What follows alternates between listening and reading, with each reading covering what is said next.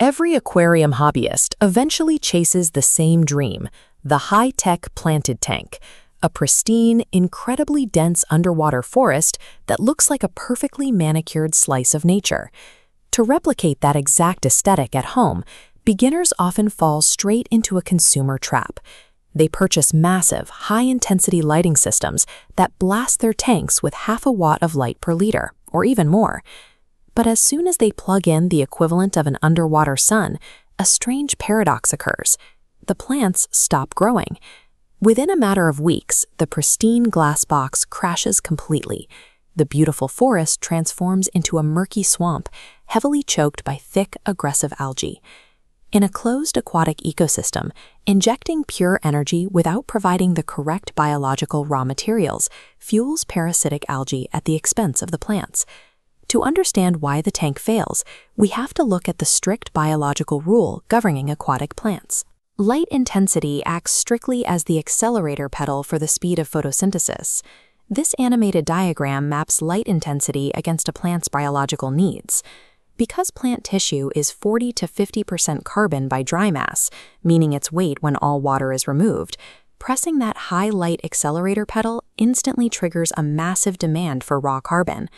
Looking at this same chart, we can see the natural carbon supply. Normal surface agitation only dissolves about 3 to 5 ppm, or parts per million, of carbon dioxide into the water. The gap between what high-intensity light demands and what the water naturally supplies is a severe deficit. Faced with this starvation, the plants completely shut down their biological processes. They stop absorbing nutrients, leaving all that excess light and fertilizer suspended in the water column for algae to hijack. High-intensity lighting creates an unforgiving biological vacuum. To run these lights without crashing the tank, you are mathematically forced to supply the missing carbon manually.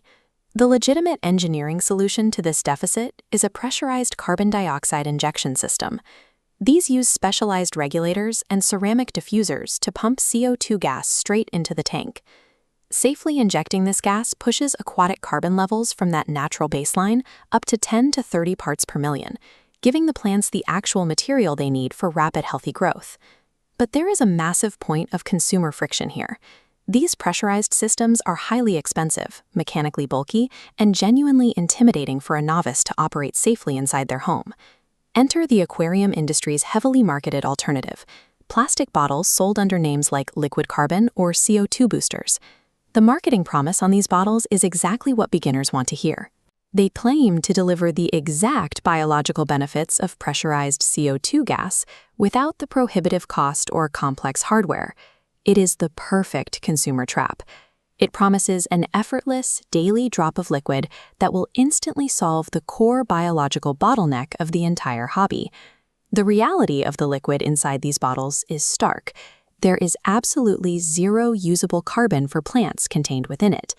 This animated diagram shows the molecular structure of the actual active ingredient. It is a chemical called glutaraldehyde. Glutaraldehyde is traditionally used as a hospital-grade biocide and sterilizer, meaning it is an agent designed specifically to eradicate biological life, which presents an interesting paradox. If the liquid contains zero plant food, why do plants thrive? Returning to our diagram, glutaraldehyde is a lethal algicide. It works by physically cross-linking and destroying the proteins in the cell walls of algae spores. Its primary target within the hobby is eradicating black beard algae, or BBA, a notoriously stubborn and fast-spreading brush algae that smothers aquatic surfaces. By chemically assassinating the algae, the liquid removes all ecological competition from the glass box. The starving plants can now scavenge the meager remaining light and nutrients entirely for themselves. Liquid carbon creates a temporary appearance of health by using chemical warfare to mask a broken, starving system. Liquid carbon is not a scam, but it is a wildly mislabeled product. Its true utility is as an excellent tactical weapon for spot treating specific algae outbreaks. However, relying on a sterilizer as your primary carbon substitute guarantees that the tank's biological engine will eventually stall and fail. You cannot use chemicals to cheat the physical mathematics of photosynthesis. The reality for aquarists is unavoidable. If you demand the aesthetic of high-intensity lights, you must pay the financial and operational toll of a real pressurized gas system. There is only one actual biological alternative. If avoiding pressurized gas is the goal, you must physically dim your lights. You have to lower the engine's speed to match the natural 3 to 5 parts per million of fuel actually available in the water. A successful, sustainable ecosystem is never built on marketed shortcuts.